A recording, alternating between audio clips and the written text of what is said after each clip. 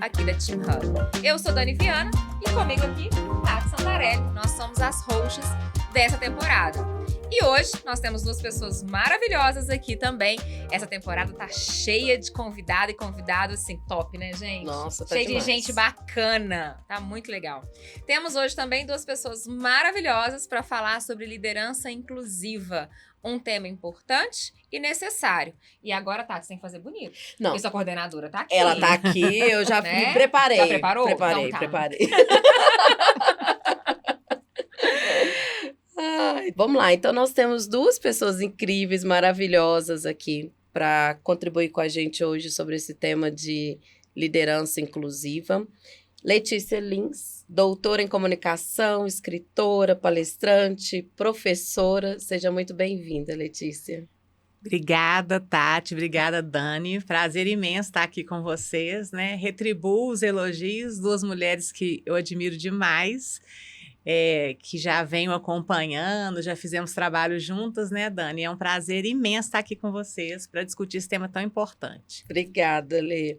Nós temos também Sabrina Mendes, gerente de estratégias e cultura, consultora, palestrante. Seja bem-vinda, Sabrina. Obrigada, gente. Animada por esse papo. Obrigada pelo convite. Muito bom. Pessoal, o currículo das duas são grandes, né? Mas vai estar aqui na descrição do vídeo, porque senão a gente ia gastar muito tempo para falar sobre isso. Então eu quero começar, Letícia, né? Pensando em toda a sua experiência, sua expertise como educadora, como profissional, que trabalha bastante com comunicação e projetos de equidade, inclusão, né, diversidade dentro das organizações. Queria entender, assim, na sua opinião, né? Como que a gente pode definir uma liderança inclusiva? E quais são as habilidades, competências que uma pessoa precisa ter para realmente gerar movimentos genuínos de diversidade, inclusão, equidade dentro de uma organização?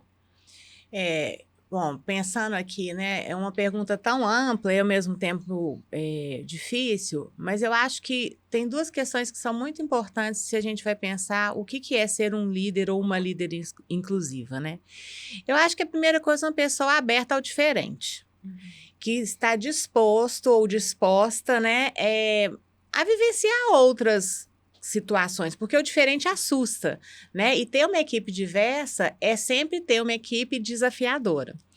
E aí, junto com essa pensar diferente, eu acho que tem mais duas coisas muito importantes. Que primeiro é a empatia, é entender que pessoas são pessoas e é muito necessário, então, sempre olhar para essas pessoas, com quais as pessoas a gente está lidando, e uma escuta ativa, que talvez seja o maior desafio para as lideranças e para as pessoas como um todo, né? A gente tem muito sempre aquela coisa de ouvir já para responder e não ouvir para, de fato, perceber o que a pessoa do seu lado está vivendo. Eu acho que é isso, assim, e um letramento, né? Porque eu acho que é necessário mesmo um letramento para entender as diferenças, entender os conceitos, começar... Eu acredito muito no poder da educação como essa mola transformadora das organizações, dos líderes e das empresas. Legal, bacana. E você, Sabrina, conta pra gente. Eu acho que a liderança inclusiva, ela tem o poder, assim, de fazer tudo dar certo, assim, de ser o grande diferencial, o grande transformador. Eu acho que tem um exercício grande, assim, como a Alex falou, de empatia e de inteligência, de estratégia desse líder, que é o que a gente tem levado, assim, para as empresas, para as pessoas despertarem para isso, que é como que eu aglutino e monto um time de pessoas diferentes de mim, que vão me trazer conhecimentos que eu não tenho. Então, é muito inteligente, inclusive, ser um líder inclusivo, sob esse ponto de vista. Mas demanda muito, é sempre muito desafiador, porque na vida, né, para a gente lidar com perfis diferentes do nosso, porque a gente vive num quentinho, né, na nossa bolha, onde a gente dialoga com pessoas que pensam da mesma forma. E aí, se eu me proponho a ser um líder inclusivo, eu tenho que me propor a lidar com pessoas que, eventualmente, na maioria das vezes, inclusive, isso é bom, vão ter pensamentos diferentes dos meus. Então, isso torna o exercício da liderança mais desafiador sobre esse aspecto, mas que traz resultados muito positivos também. Sim. Sabrina, você trabalha muito com transformação cultural, né? A gente também. Dentro da realidade das organizações, você tem encontrado lideranças inclusivas? Genuinamente Genuinamente, inclusivas. gostei. Obrigada, Adoro essa Dani. palavra. A gente estava até nessa discussão, né, de como a gente enxerga essa abertura, né, das lideranças e organizações para isso. Eu tenho, sim, já encontrei com muitos, tive a felicidade, eu acho que esses líderes que se propõem, eles ainda eventualmente se encontram meio divididos, assim, essa insegurança em relação a será que essa organização está querendo isso de verdade, né? E acaba sendo quase que um exercício de uma vontade individual, assim, de um propósito, mesmo que as organizações nem sempre apoiem tanto esse movimento. Felizmente, isso já tem mudado bastante. Mas eu posso dizer que a maioria ainda das lideranças, principalmente de alto nível, elas ainda precisam se desenvolver bastante para construir essa visão inclusiva, né? Que é uma visão de dar autonomia, é uma visão, acho que ainda a gente vê muitas lideranças com uma visão muito assistencialista sobre o que é ser um líder inclusivo e pouco estratégica, que é esse movimento assim que a gente está tentando levar para as pessoas entenderem que não é sobre assistencialismo ser um líder inclusivo, né? Tem o lado da humanidade, né? Mas não é sobre isso apenas. Sabe o que é interessante, ouvindo você falar? Eu também escuto muito sobre isso. As pessoas falam assim, nós queremos fazer esse movimento, né? Mas o problema aqui é a organização, é a cultura. Quase assim, personifica a organização, E personifica terceiriza. a cultura e É. terceiriza. Só que as pessoas esquecem que quem faz a cultura, quem faz a organização, quem faz essa liderança inclusiva, somos nós. Cada um de nós, a partir das nossas práticas, das nossas decisões, da nossa forma de atuar, é que gera esse movimento de inclusão.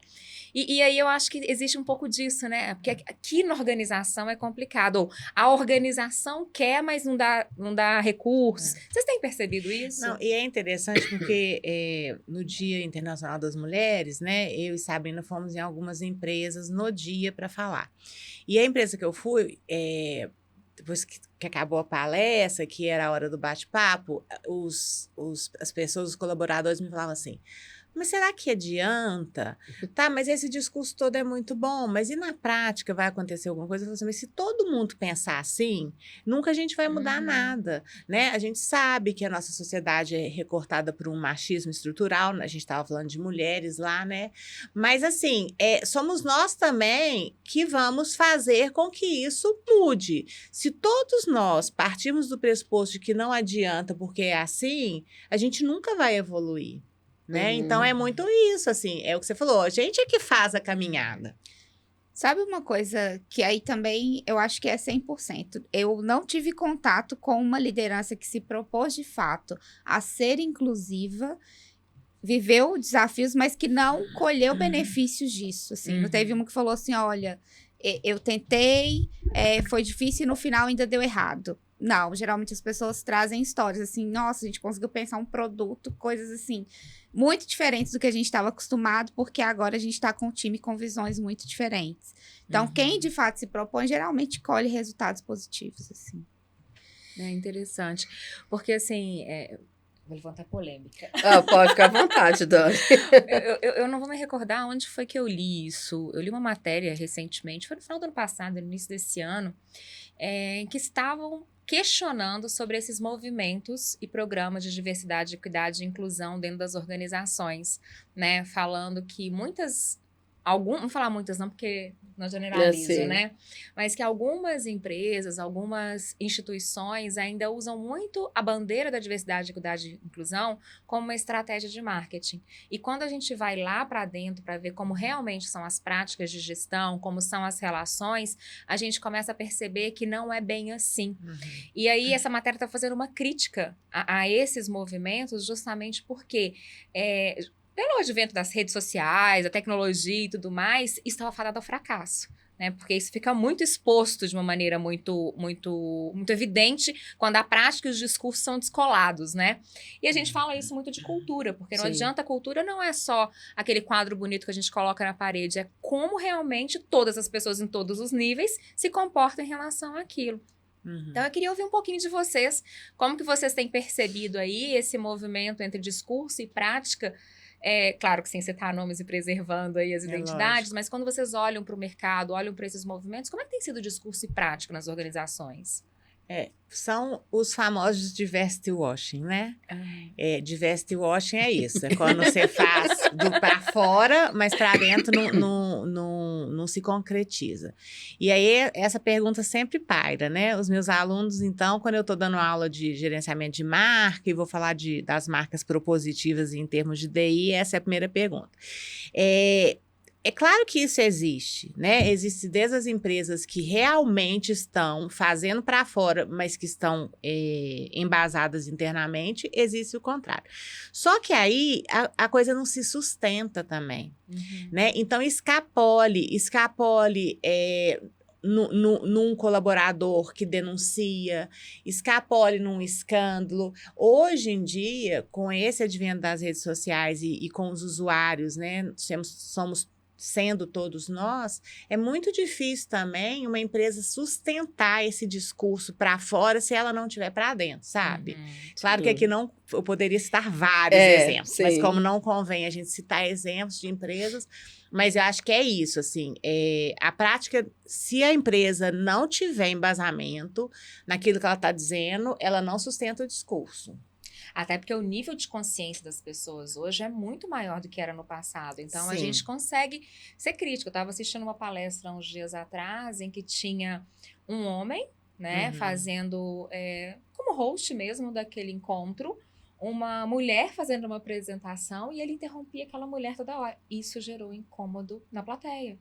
Eu vi as próprias mulheres, assim, se entre olhando e percebendo, tanto é que a gente fez alguns comentários. Foi inconsciente? Provavelmente foi. Acho que ele não ia se expor daquela maneira, mas a gente vê o tanto que antigamente talvez a gente não percebesse. Mas hoje, pelo nível de consciência e tudo que a gente tem observado, já começa a despertar um olhar diferente. A gente está nessa curva enquanto sociedade, né? De forma geral, assim, de se atentar, de ser mais crítica em relação a essas questões, de como o mercado sempre funcionou e a gente, enquanto sociedade, querendo essa mudança. E eu acho, assim, sobre essa questão do distanciamento do discurso e da prática, as organizações que eventualmente escorregam, se ela já está num caminho de prática, eu tendo a acreditar que essa reputação sofre menos prejuízos, assim, a gente já teve casos, assim, né, de alguma situação que aconteceu, mas aquela organização deu muita visibilidade, mídia, muitas críticas, mas a organização se dispôs e se propôs a continuar nessa curva de maturidade e rapidamente essa reputação, assim, foi estabelecida. Eu defendo muito, assim, que tudo bem que tem que ter muito cautela do que vai ser falado, né, da porta para fora, para não esvaziar o discurso, mas não é uma justificativa para que eu deixe de atuar. Eu posso estar no início da minha trajetória, né? Aí eu vou deixar de falar porque ainda tem essa discrepância entre o que eu estou falando. Então, vamos buscar esse alinhamento, principalmente atuando internamente, né? Ao invés de só deixar de falar e deixar de investir em diversidade internamente, assim. E isso que a Sabrina falou, que a gente chama de colchão reputacional. Por isso é que é tão importante trabalhar a reputação. Que as empresas que estão mais fortes nessa questão da reputação, elas sentem menos, né? Na hora que alguma crise surge. Entendi. E pensando, assim, em transformação cultural, pensando em lideranças inclusivas, vocês que estão, né, mais próximos aí do mundo corporativo, o que vocês têm percebido, assim, de práticas, é ótimo, né? O que vocês têm percebido em termos de práticas realmente efetivas que têm gerado diferença nesse movimento da diversidade, equidade e inclusão? Eu defendo muito as mudanças estruturais, de fato. Então, assim, os benefícios, a revisão de políticas internas, se os benefícios que foram, às vezes, criados em um outro momento, né, pensados em outro recorte de público, se eles estão, de fato, incluindo todo mundo ali naquele acesso como que está a licença maternidade, como que é o acesso ao plano de saúde. Então, defendo muito essas mudanças mais estruturais e, junto disso, a liderança, né, que é quem vai fazer, às vezes, da empresa de frente aí aos funcionários. Algumas organizações, eu tenho percebido assim, porque também é um movimento, a gente não pode negar que qualquer mudança, né, é muito desafiador. Então, às vezes, um gestor, né, que é um gestor, né, mais tradicional, uma pessoa que não viveu, assim, essa transformação, isso vai ser desafiador para ele também. Não está falando que é só uma questão de falta de vontade. Mas as empresas eu tenho percebido, assim, que as empresas que querem investir de fato, elas se propõem, inclusive, a dar esse tempo e esse investimento nessa curva de maturidade desses gestores, para fazer essa travessia juntos, digamos assim. Mas eu acho que, enquanto sociedade, a gente já está saindo desse lugar também do letramento, já passamos da hora de aprender e está na hora de executar, sabe? Também, porque senão a gente não se movimenta nunca, né? Também. Sim. Nós estávamos conversando antes aí, né? Falamos sobre o lugar da mulher, falamos sobre as masculinidades, falamos sobre o crescimento do conservadorismo, movimentos, né? Bem conservadores, e o quanto isso impacta as pessoas, né? É da vivência das pessoas, e essas pessoas estão dentro das organizações. Nos trabalhos que vocês fazem, assim, vocês já tiveram a oportunidade de estar bem próxima de pessoas que ocupam cargos de liderança, que trazem essa bagagem toda para dentro da organização? Ou, por exemplo, quando a gente está num processo de desenvolvimento de liderança, Dani também, acho que toda semana você está em um, né, Dani? Processos de equipe, de liderança e tudo mais.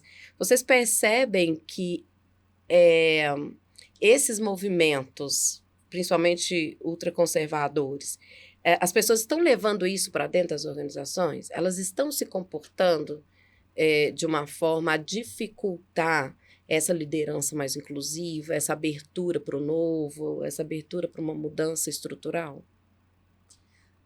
Eu tenho algumas experiências lidando com isso, e o que eu percebo é que funciona muito semelhante ao que ocorre na sociedade, às vezes de forma mais discreta, as pessoas quase que têm uma consciência de que aquilo não é legal, ou que minimamente a sociedade vai ler como legal.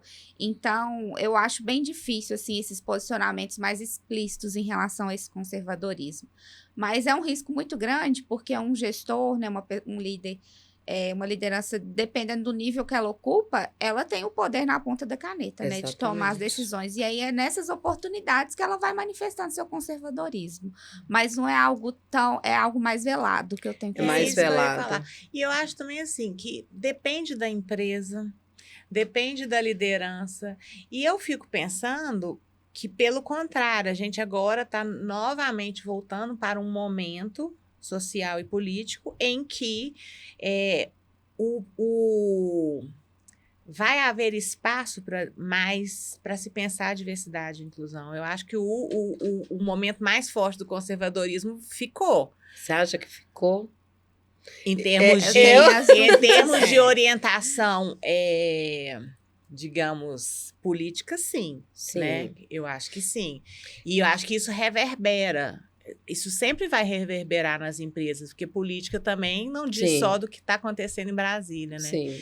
Eu penso que o momento agora é mais oportuno. Agora, o que eu fico em cima do que a Dani perguntou antes, por isso que eu falo que sempre cada empresa é de um jeito, é porque do jeito que a gente vê, primeiro porque assim, investir em DI é caro. Investir em DI não DI no primeiro momento, ele não vai trazer lucro, ele vai trazer lucro no longo prazo, na hora que você passar a ter as equipes mais diversas.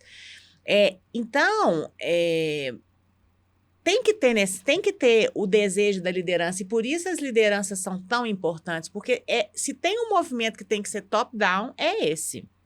Uhum. E a gente percebe desde as empresas que estão muito dispostas a investir, até as empresas que estão colocando estagiário para fazer DI, e isso são muitas, né? Então, assim, aí vem o Diversity Watch. Eu quero, mas eu coloco uma pessoa, ou eu ponho estagiário, eu não remunero.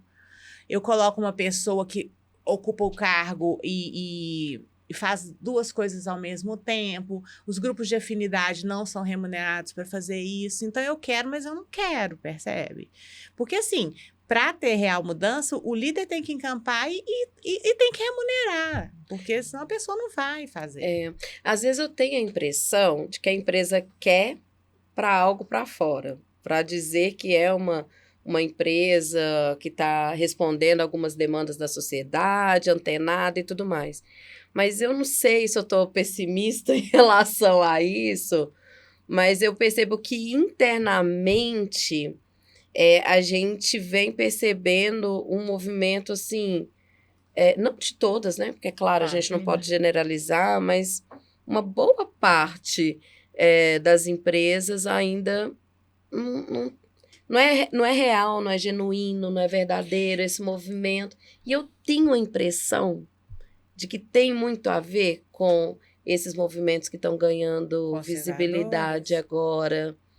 Eu não sei.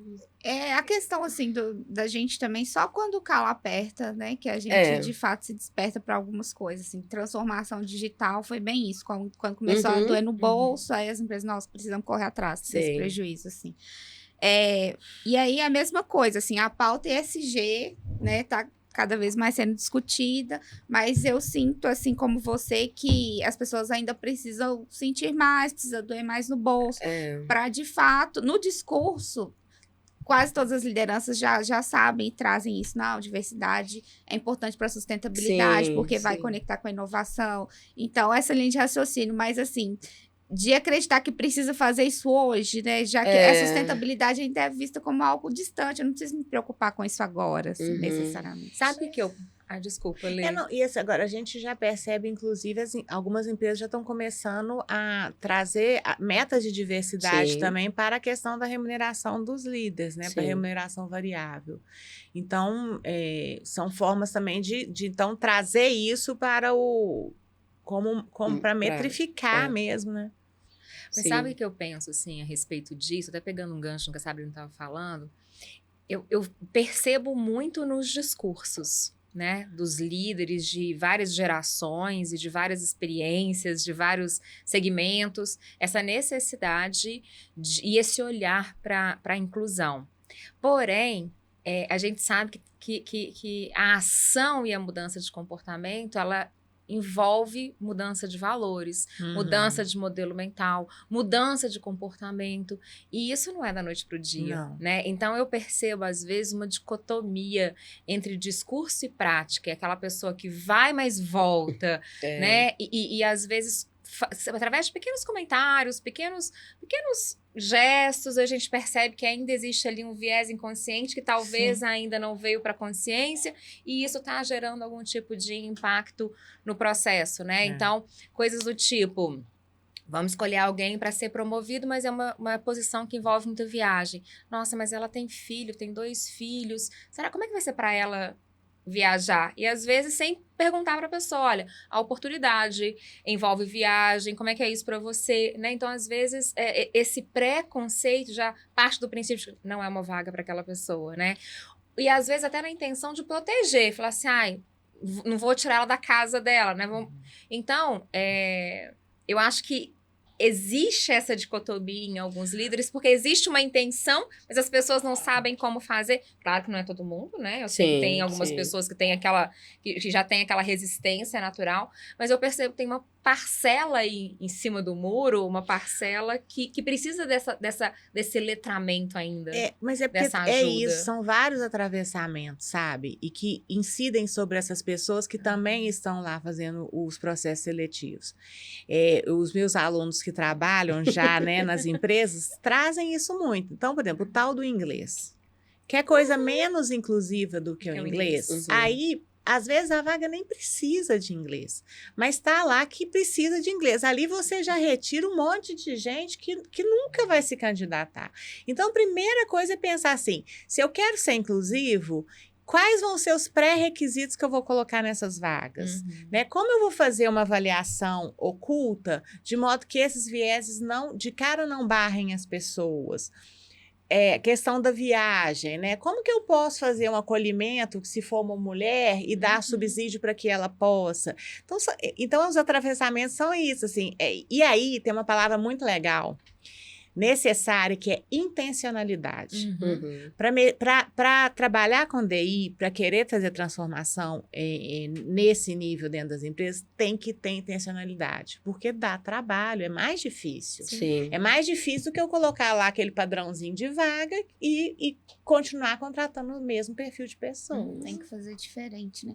Conectando o que vocês falaram de viés, e ela tá falando que se esse movimento conservador tem influência dentro das empresas, eu acho que talvez seja mais a questão dos vieses, que mesmo quem tá interessado em fazer acontecer, a gente ainda é muito enviesado. Uhum. Então, assim, eu brinco, gente, não é uma palestra de viés que vai mudar toda essa realidade aqui, Não. sabe? Não. É Não, de jeito nenhum. constantemente. E aí, junto com as mudanças estruturais que eu comentei de benefícios e né, como que a empresa prepara esse terreno também para receber a diversidade, também eu acredito muito nessas definições, assim, top-down, de ter pessoas mais diversas na liderança, nesse lugar de Sim. tomada de decisão, que é quando algumas decisões são tomadas, acordos são feitos, a gente ter olhares diversos sobre aquilo que sempre foi feito de um jeito, e aí vem alguém e fala assim, gente, não, sabe, isso aqui precisa ser diferente, porque estão as mesmas cabeças, Sim. e ainda muito enviesadas, às vezes nem é por uma má intenção, digamos assim, Sim. mas é muito enviesado ainda.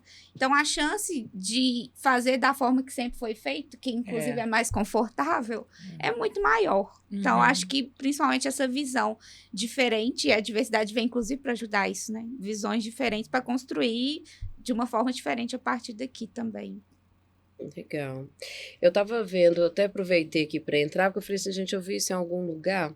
A Korn Ferry, eles lançaram uma pesquisa falando que no mundo todo só tem 5%, no mundo todo apenas 5% dos líderes são considerados inclusivos. No mundo É muito todo. baixo, né? Ou seja, líderes inclusivos são raros. E aí, isso choca. Choca. Isso choca. Se você fala 5%, gente, é pouco demais para ser um líder inclusivo. Então, quais os passos, né? Ou talvez os primeiros passos, principalmente para as pessoas que estão ouvindo a gente, que são pessoas que ocupam cargos de autoridade e que querem, né, genuinamente serem líderes inclusivos. Por onde começar, gente? Eu gosto muito da questão de ampliação de repertório, né? Que aí eu não preciso que venha e que aconteça uma palestra aqui na empresa para eu refletir sobre isso, mas o que eu tô lendo, o que eu tô assistindo, que às vezes no meu momento de lazer ali, de vendo uma série, eu já vou ampliando meu repertório, construindo outros imaginários, ampliando a minha visão de mundo. Então, isso é uma coisa que todo mundo já pode fazer. E aí, a partir daí, começar a agir de forma intencional, assim, um mapeamento da minha equipe, assim, deixa eu ver aqui. Quem que compõe a minha equipe. Que às vezes só de parar e olhar, eu vou ver, gente, não tem diversidade nesse time, né? Tá faltando mulher, tá faltando pessoas negras, eu tenho pessoas com deficiência aqui. Quais são os recortes? Entender um pouco sobre interseccionalidade. E aí pensar, às vezes, num processo seletivo que eu vou ter aqui dentro da minha equipe, como que eu faço para, então, trazer algo diferente do que tá aqui. Né? Eu acho que uma primeira autoanálise já ajuda, né, Lex? Eu ia falar a mesma coisa. Para mim é buscar conhecimento, né? E buscar conhecimento não tem que ser necessariamente só fazer um curso de pós-graduação. Seria ideal, mas... Seria ideal. Gente, hoje só não se informa quem não quer. Sim. Né? Então, assim, é buscar conhecimento, mas, assim, estar disposto, né? Tá com o coração aberto. Porque não adianta, se a gente não tiver com o coração aberto, não muda, né? Incomoda. Sair do nosso lugar quentinho, como diz a Sabrina, e começar também a enxergar os nossos privilégios, os nossos lugares de privilégio, incomoda. Não é fácil. Então, você tem que estar disposto, sabe? A sair do seu lugar de privilégio e começar a olhar para um mundo que está muito além daquele mundinho que você vive. No caso dos líderes, né? Porque a gente está falando aí de pessoas que partem de um lugar de privilégio, né? Eu costumo dizer que uma liderança inclusiva, ela não é só boa para promover a diversidade, ela é uma liderança melhor, de forma geral. Porque a liderança inclusiva demanda também uma proximidade com esse time. Teve um gestor que eu estava fazendo um desenvolvimento de diversidade com ele de forma individual, e ele trouxe uma dor que eu tentei, né, num projeto que eles tinham de estagiários, de jovens negros, só que aí a questão da menina que tinha entrado na equipe dele, que sempre chegava atrasada, que pegava muitas conduções, e quanto que aquilo estava sendo problemático. E aí, em algum momento, a gente conversou, tá, mas você já parou para pensar na dificuldade dessa menina que pega tantas conduções, assim, sabe? E aí você tá pensando por um lado da equação, né? Então, essa mudança, assim, de olhar para os negócios de forma geral, né? Para esse capitalismo consciente que a gente tem debatido. E aí demanda essa proximidade com o time, sabe? Para entender que essa pessoa que pega 5 ônibus, essa aqui não pega nenhum. Então, às vezes, eu vou precisar aqui dentro do meu time fazer pequenos combinados para que todo mundo possa exercer o seu melhor potencial. E um líder que faz isso é um líder bom para todo mundo, sabe? Não só pensando em diversidade. Isso é equidade, né? Exatamente. Desculpa, gente, minha garganta tá ruim. Isso é equidade, né? E assim, me chamou a atenção a sua tatu, que eu gosto muito.